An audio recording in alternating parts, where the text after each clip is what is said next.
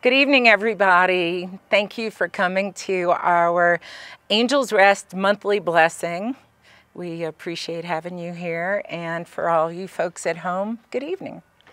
I'm standing here with Josh Nunez, who is the manager of Angels Rest, and I wanted to add just a little bit to our program. We're going to do a little change up here before we get to the blessing, because I think Josh has an extraordinary story of how he came to be at Best Friends and what called you here. How are you today, Josh? I'm doing good, thank you.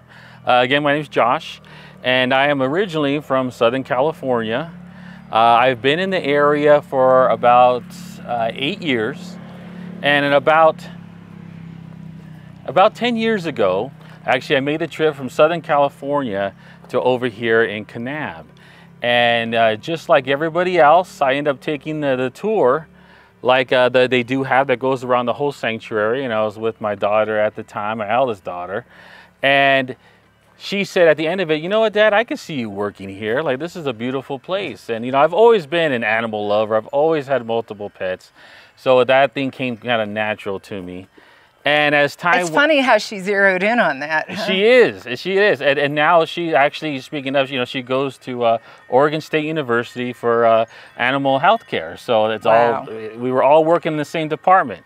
And so I was in Southern California, and I was thinking to myself, you know, we could just move. We could just come out here, move from Southern California over here to Kanab, which is not an easy move to make. When you're born and raised in Southern California, you're constantly taught like this is the best place in the world. It does not get any better than California. No one vacations in Minnesota. You're at the best spot. And so you're raised with that and you grow up with that, and a lot of people are afraid to leave California because of that. Not so much anymore, but they used to be. And we were like, you know what? Can we drive an hour and a half to go to Walmart, to go to all these other places that we need to, compared to it being a rock's throw?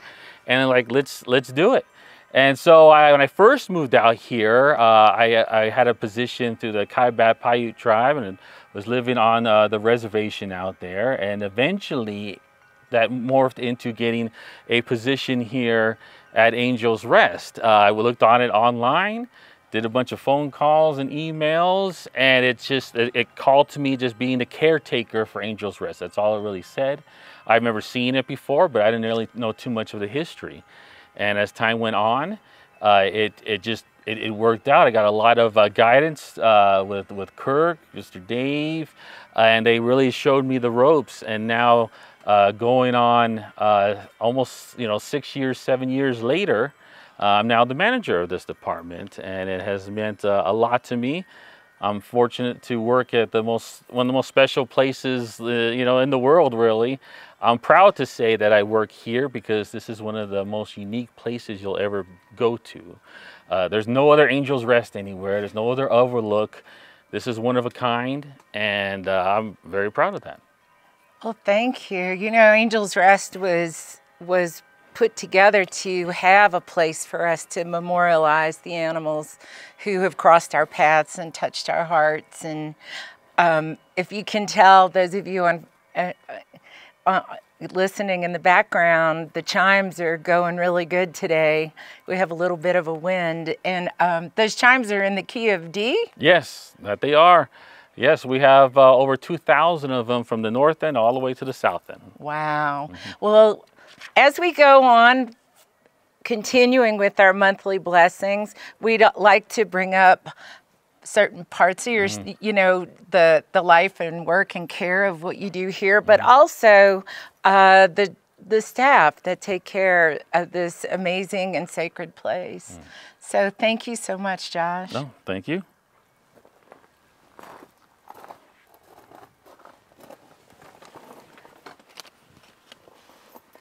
So now we're going to call to gather for our blessing, and I want to share something with you all.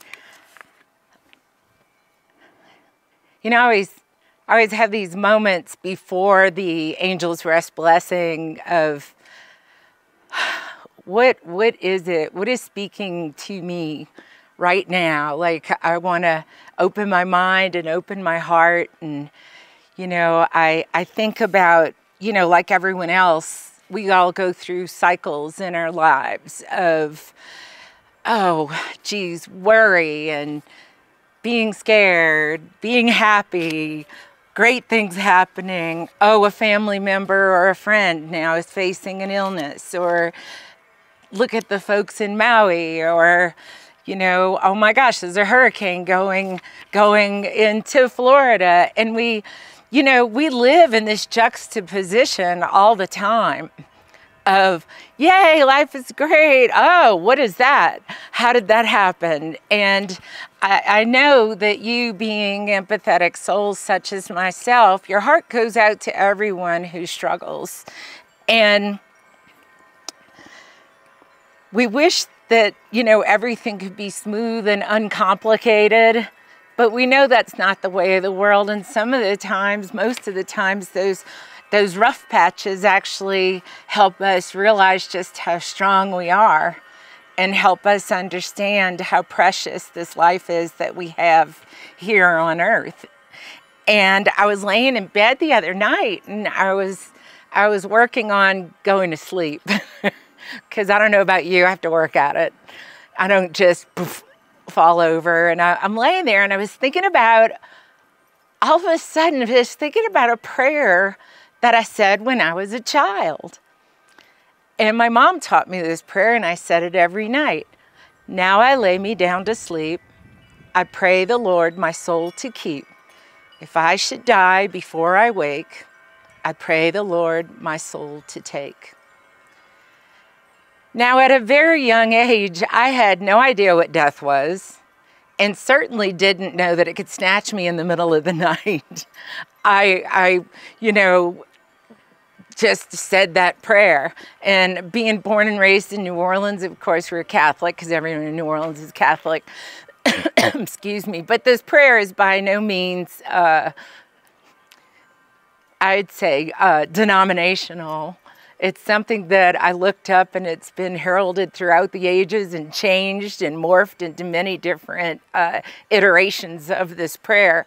But the thing that I latched on to the other night was the fact that at the end of that prayer, I had a list of people and family pets and relatives and neighbors and everybody that I would bestow blessings on.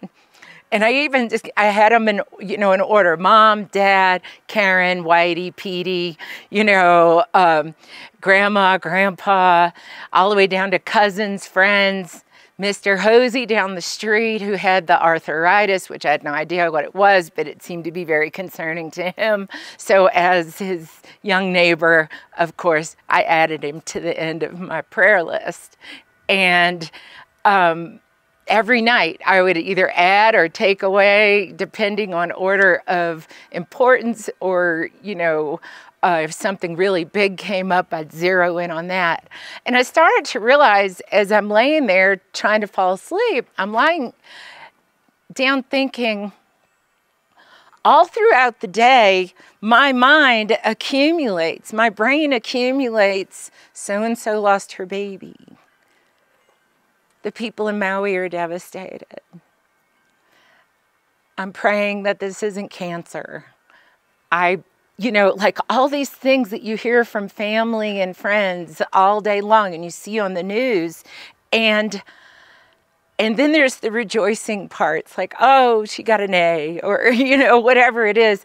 And I started realizing that at the end of the day, if I began to go through that list, it began to help unburden my mind and clear my head. But by breathing in nice deep breaths and envisioning each one of those individuals and sending them love and light and blessings, I could go to sleep so much easier, feeling like I had tucked all these people in, right? I tucked everybody in my heart. And then we're ready for whatever the next day brings. So when we look at our lives and how it's made better through altruism, right? It's all about wishing the best for everyone and helping to ease the suffering that's around you. No matter how big or how small to you, it may be the biggest thing to that person that day. And by filtering that through and sending out that light, well, I just found that I not only felt a little better, but I slept a whole lot better too. And so I'm making that a part of my nightly routine. So why don't you join me? Just try it out. You probably do it already. I'm thinking most of you do. But if you don't, get back to it, because it's the good stuff. And I thank you for joining us today. And I'm going to give over to my dear friend Josh, and we're going to pay homage to those who've gone on before us.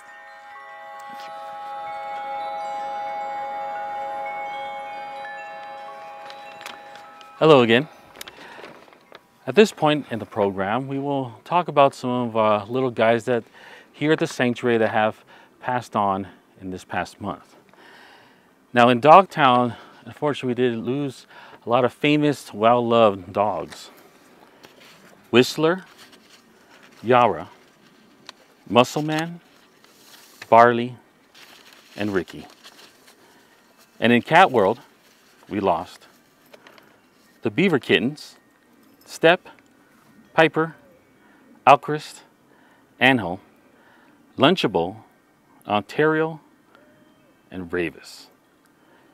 We also lost Kangaroo Jack, aka KJ, Abby and Isabel, Lovely, Leona, and Uthando.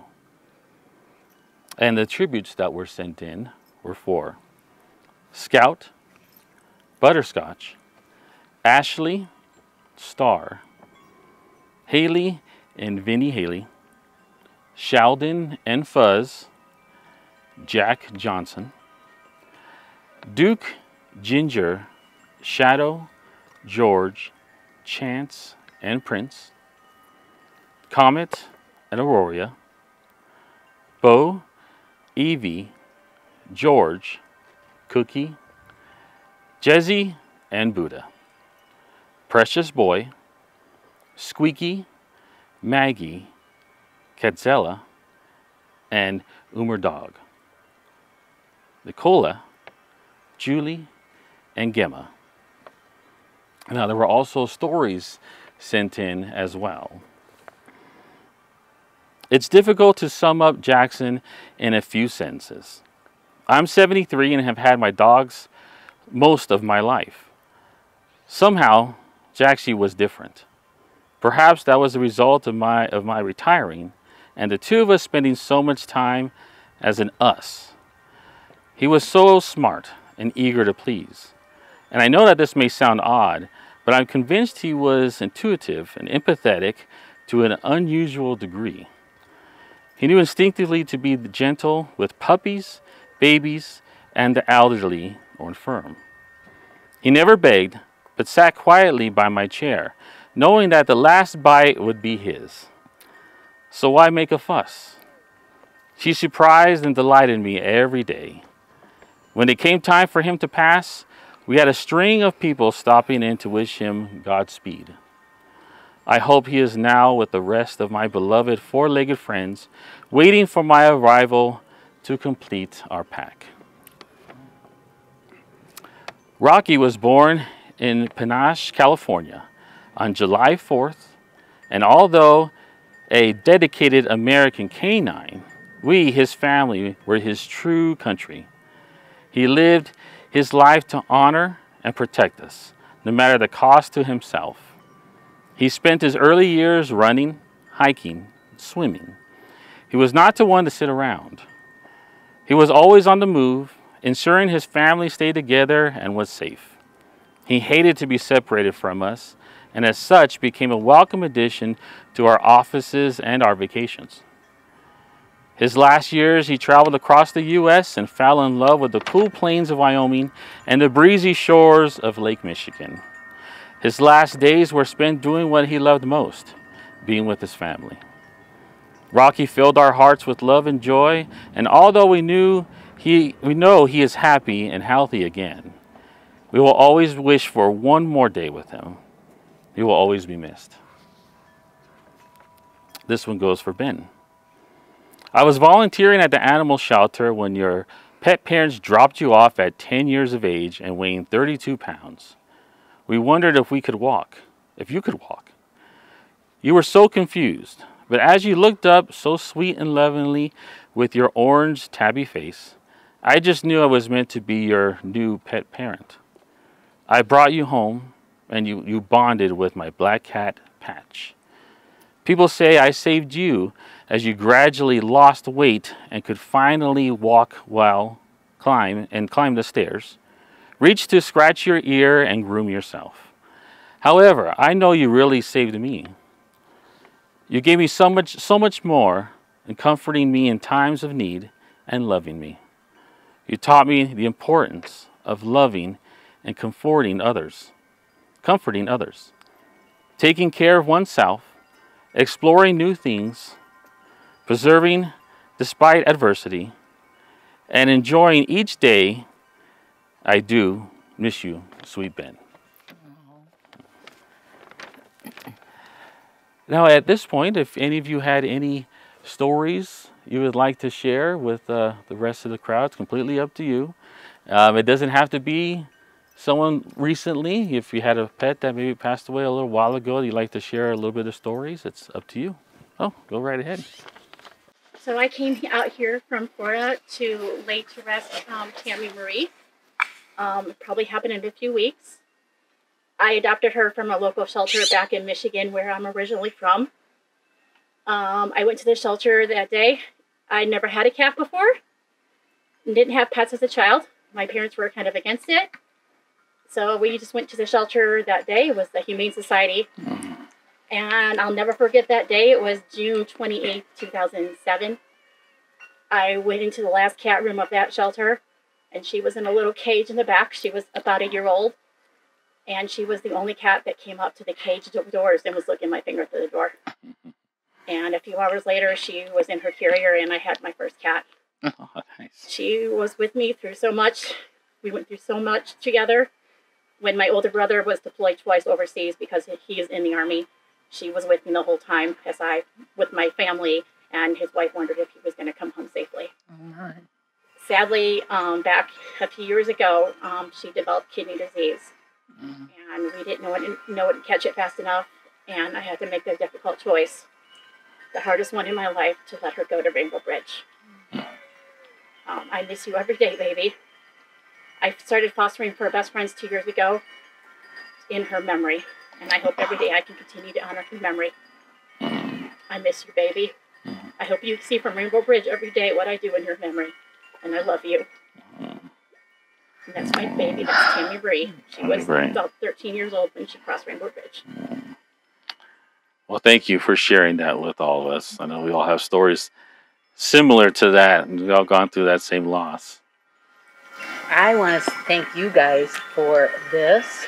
This has helped me get through my grief with losing my dog, and I actually was able to adopt from you guys when I was ready, but I have spent many hours in this area just by myself crying and reading all the stones, and it really, really helped in the process. So thank you for what you do.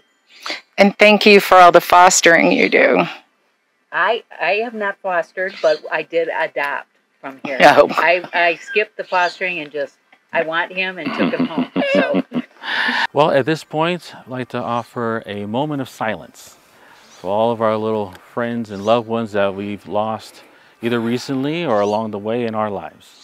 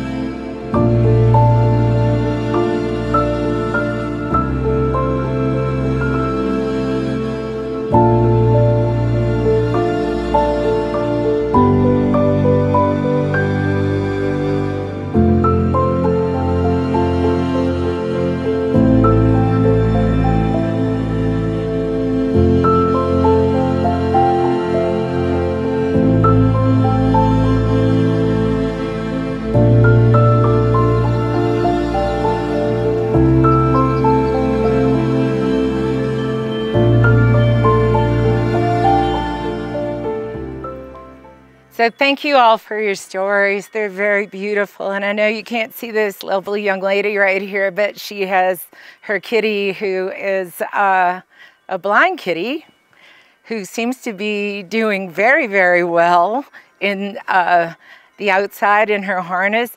She's just loving life. She's having a great time. She's in Fosterville from Best Friends. There you go. I definitely want some t-shirts that just say, I failed. In the good way, right? I also want to say that added to my prayers every night are the caregivers here at Best Friends. The caregivers that not only work at our sanctuary, but those on the front lines in our program cities. They work tirelessly day and night, saving lives, and it's no small feat. A lot of times they see very sad, compromising situations for the animals, and they do everything within their power to make that right for them so that they get the best chance at a new home and a new life. And to me, those folks are the heroes of our organization, because they have to shoulder a lot. So as with every blessing, I like to pick out a poem to read for you. And this one is called Two Kinds of People by Ella Wheeler Wilcox. There are two kinds of people on earth today, just two kinds of people, no more, I say. Not the sinner and saint, for it's well understood. The good are half bad, and the bad are half good. Not the rich and the poor, for to rate a man's wealth, you must first know the state of his conscience and health. Not the humble and proud, for in life's little span, who puts on vain airs is not counted a man. Not the happy and sad, for the swift flying years bring each man his laughter, and each man his tears. No, the two kinds of people on earth I mean are the people who lift and the people who lean. Wherever you go, you will find the earth's masses are always divided in just these two classes. And oddly enough, you will find too, I ween, there's only one lifter to 20 who lean. In which class are you? Are you easing the load of overtaxed lifters who toil down the road? Or are you a leaner who lets others bear your portion of labor and worry and care? Thank you all for joining us. It's always lovely to have you with us, and I wish you a great rest of your week. More foster fails, more adoptions. And thank you all for joining us. We appreciate you. My name is Patty, and I see you next time.